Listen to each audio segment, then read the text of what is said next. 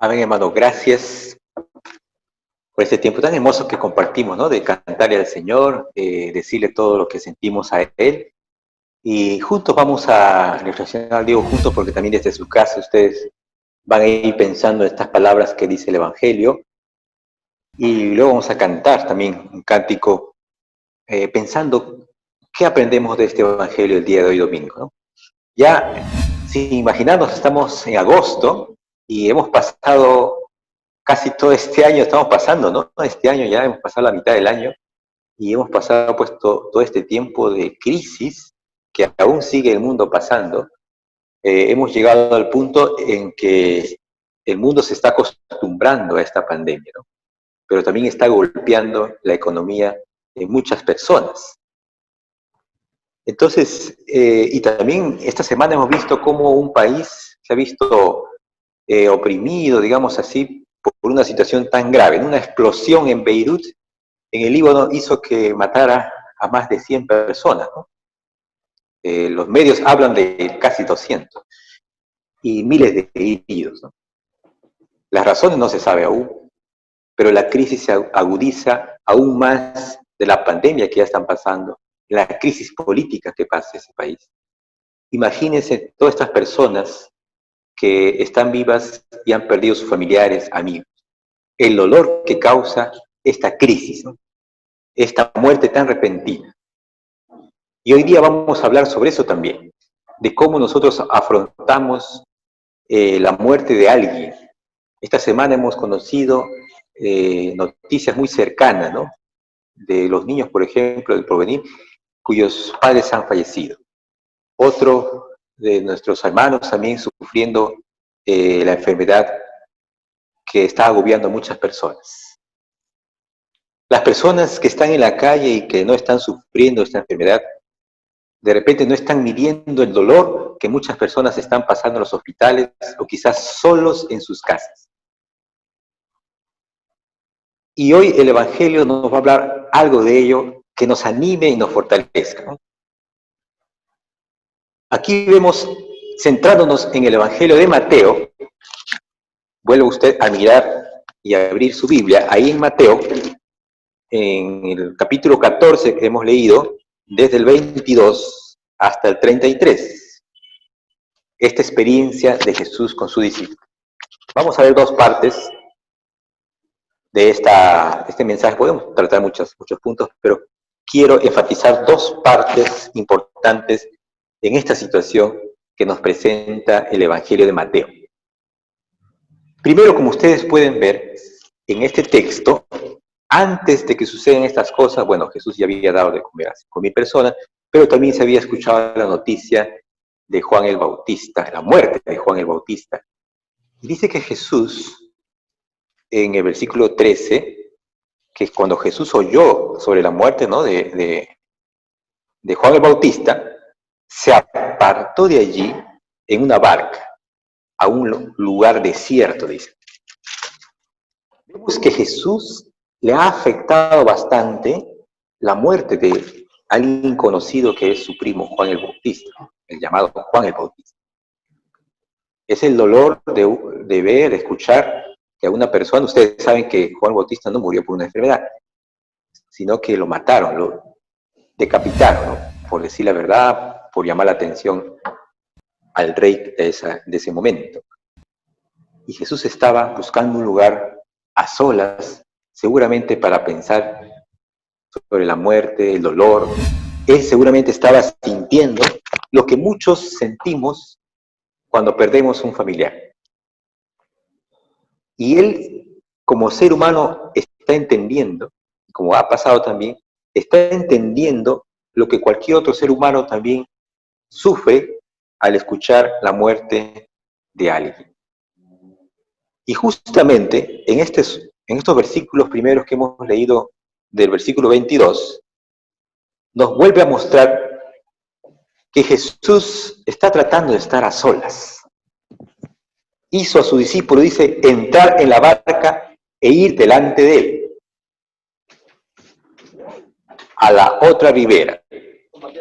Jesús no fue con sus discípulos, sino que los envió aparte, ¿no? Él como que se adelantó. y él estaba despidiendo ya a la multitud.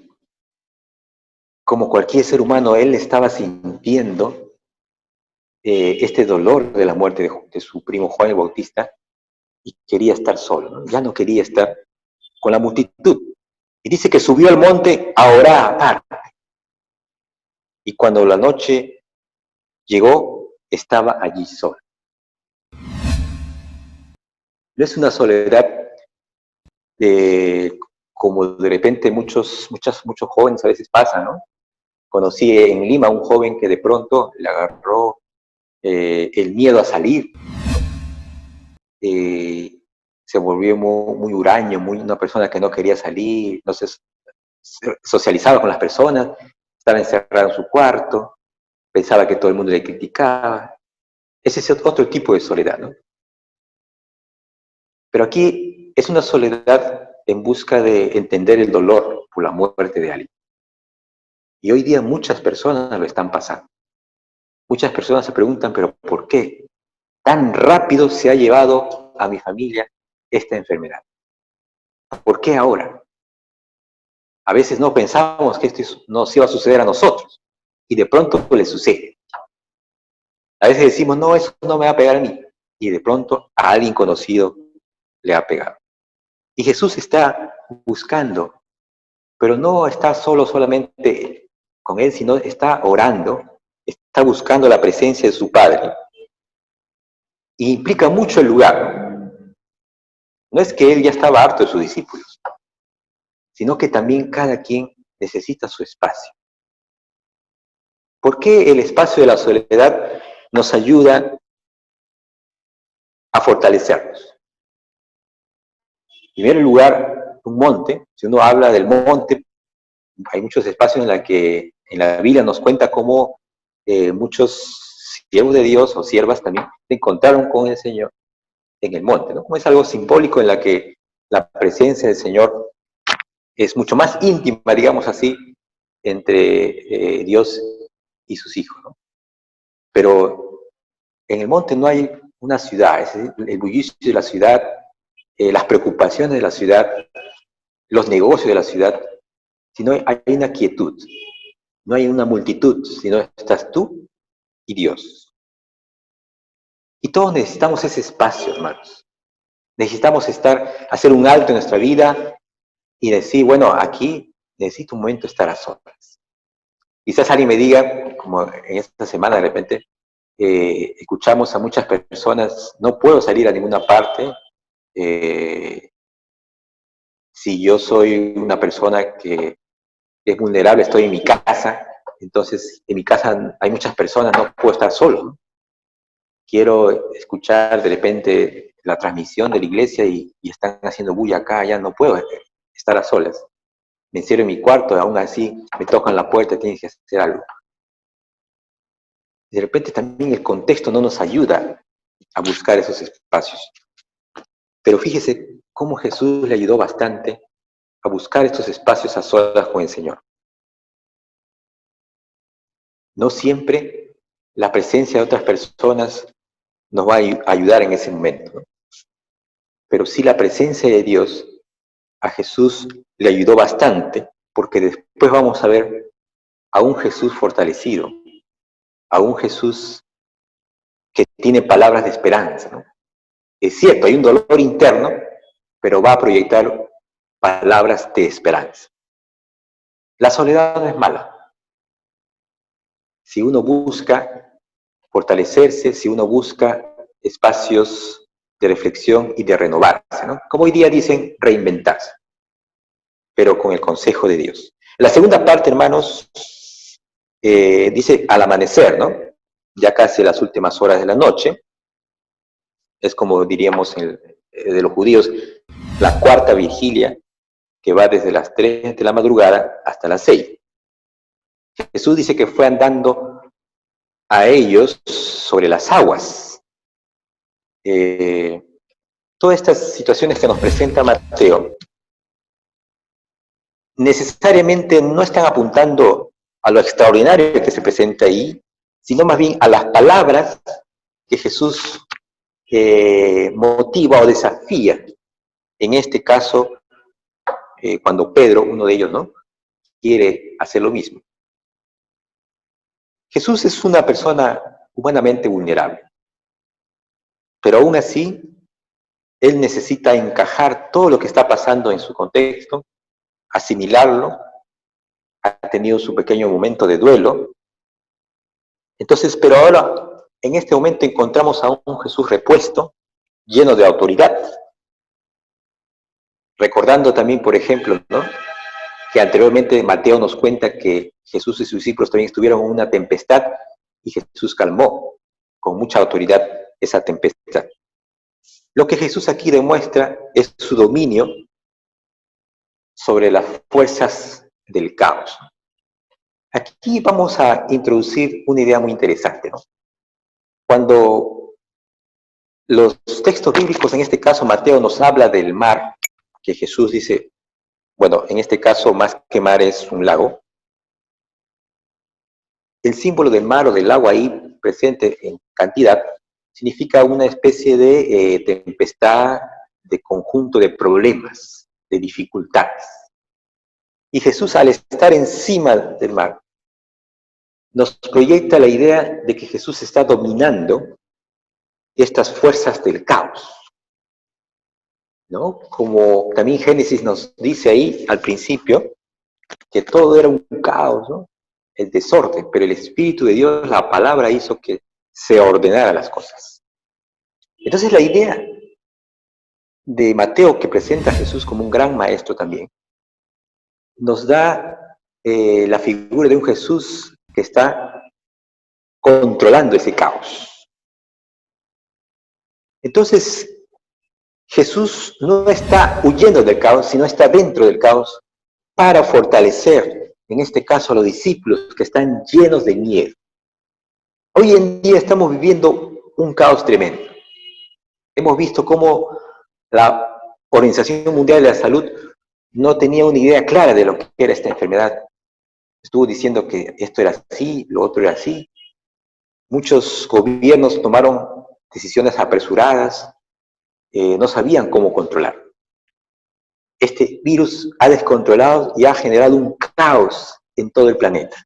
Un caos en la salud, un caos en la economía, un caos también en la vida política, ¿no? Vivimos, por ejemplo, en el Perú, tragedia en tragedia, no solamente cuestiones de la pandemia, sino también cuestiones políticas. Y en estas cosas está presente Jesús para decir justamente lo que le dice a Pedro, ¿no? No temas. Nosotros somos a veces como los discípulos, nos entusiasmamos y pensamos que solamente queremos agarrarnos de la gloria de Dios y pasar estos caos, pero no queremos enfrentar estos caos, estas dificultades. ¿Cómo hacemos eso? Aquí Jesús, en esta primera parte, en el versículo 26, dice, y los discípulos, viéndole andar sobre el mar, se turbaron, diciendo un fantasma, y dieron voces de miedo. No supieron reconocer esa presencia de Jesús en medio del problema. Pero Jesús, otra vez, no recriminándoles, más bien animándoles, le dijo, tened ánimo, yo soy, no temas. Ese yo soy es muy importante, porque aquí Jesús quiere que le reconozcamos quién es en medio de este caos. Y aquí las palabras de Jesús son más de consuelo, ¿no?, y de fortaleza. No temas. Uno de ellos, Pedro, se entusiasma y dice, Señor, si eres tú, manda que yo vaya a ti sobre las aguas. A veces también entra el elemento de la duda de no reconocer quién es ese que me está diciendo no temas. Como alguien dijo, bueno, estamos en medio de la pandemia, pero tenemos que creer, tenemos que tener confianza. Sí, pero tenemos que hacer lo otro, ¿no? O sea, siempre ponemos peros, pero no ampliamos nuestra fe y decimos, sí, yo confío en Dios. Los peros no nos ayudan.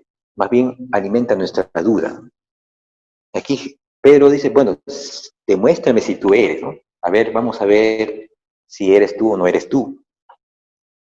Y una forma de demostrar es hacer lo mismo que tú haces. Manda que yo vaya a ti sobre las aguas. Seguramente Jesús conocía mucho el corazón de Pedro. Y Jesús lo desafía y lo llama, a ver, a cumplir también esa misma función. Ven, haz lo mismo. Atrévete a hacer lo mismo. A tener la misma fe. A mantener la calma. A pesar del duelo, del dolor que está pasando Jesús, a ver, atrévete a hacer lo mismo. A pesar de que hay una gran dificultad ahí, porque no va a ser fácil caminar sobre las aguas, ¿qué es lo que tú te atreves a hacer? Porque ahí hablamos de fe, de seguridad, de enfrentarse a los problemas pese a lo peligroso que es. Y Pedro se entusiasma y va. Pero cuando andaba, dice, sobre las aguas, al ver el fuerte viento, tuvo miedo y se comenzó a hundir. Y obviamente daba gritos de auxilio, ¿no? Señor, sálvame, decía. Bueno, Jesús ahí no se burló y dijo, bueno, ya ves, yo te dije, ¿no? Ahora húndete. No, sino le dio su mano de ayuda y le dijo solamente, hombre de poca fe, ¿por qué dudaste? Aquí el elemento que coloca Jesús sobre este mar de problemas es la fe. La fe, como diría en Hebreos, hay muchas cosas que no entendemos, pero estamos convencidos que se puede realizar. No por nuestros propios méritos, nuestros propios esfuerzos, sino por la acción, en este caso, salvadora de Jesús, ¿no? De cómo actúa Jesús en tu vida, en mi vida, en la vida de muchos. Hoy día el Señor nos está hablando, nos está diciendo que Él está en medio de todo esto para animarnos, para decirnos ven, pero ven con fe, ven con seguridad de que Él tiene el control de todo. Y cuando hablamos de control de todo, no hablamos de que estas cosas van a desaparecer de la noche a la mañana, sino de que Él va a revelarnos de cómo aprender de esa situación, de cómo salir de esta situación, de cómo enfrentar esta situación, ¿no? El soldado cuando va a la guerra, no le dicen, oye, no vas a tener guerra, ¿no? Estás entrenando por gusto, está listo para la guerra. El desafío está en cómo enfrenta la guerra, ¿no? Con valentía, con paciencia, con responsabilidad, con estrategia. Ahí está la fe. Nosotros, el Señor nos da herramientas para mantener esa fe intacta en medio de la vida, en medio de las situaciones difíciles. Entonces Jesús irrumpe en la vida de los discípulos, aún en este contexto, para enseñar. Tened ánimo, le dice, yo soy. Reconozcamos ese Jesús en nuestra vida siempre que nos dice, ahora, más que todo en este tiempo, a tener fe, a animarnos. Si hemos pasado momentos difíciles por la pérdida de alguien, no nos sintamos ajenos, no pensemos que solamente nos pasa a nosotros. Jesús también pasó.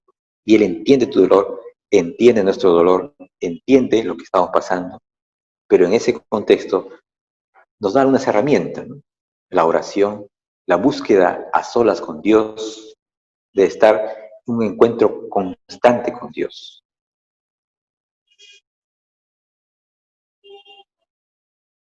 Jesús entonces, hermanos, para finalizar, tiene toda la autoridad sobre nuestros caos y puede ordenar en nuestra vida. Déjele usted al Señor que ordene su vida, que arregle su vida. Reconózcalo a Él como el único Señor y Salvador. Jesús aparece en esos momentos de oleadas de nuestra vida, en la oscuridad más profunda de nuestra vida, en nuestras dudas, cuando nos vemos aislados o aisladas, ¿no? O de repente nos vemos desprotegidos.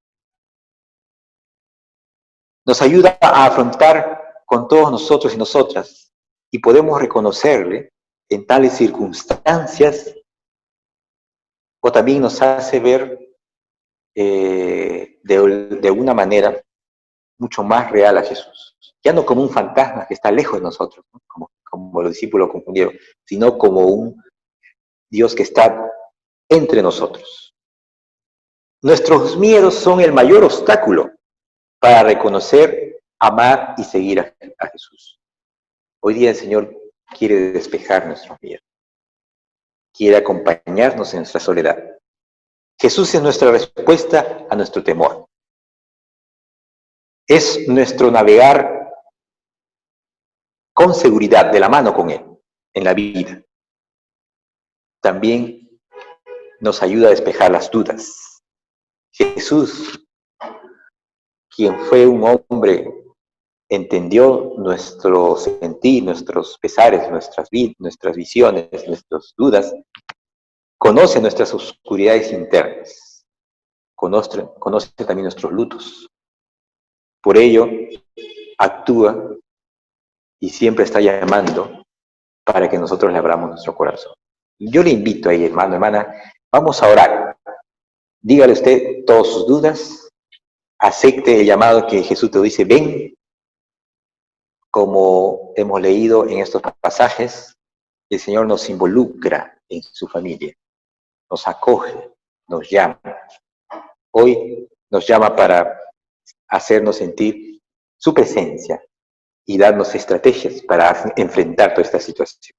Vamos a orar, y si usted por primera vez hace esta oración, dígale, Señor, yo quiero entregar toda mi vida, yo quiero decirte, Señor, quiero seguirte de verdad. Y no se trata solamente de creer en Jesús, se trata de seguirle a Jesús.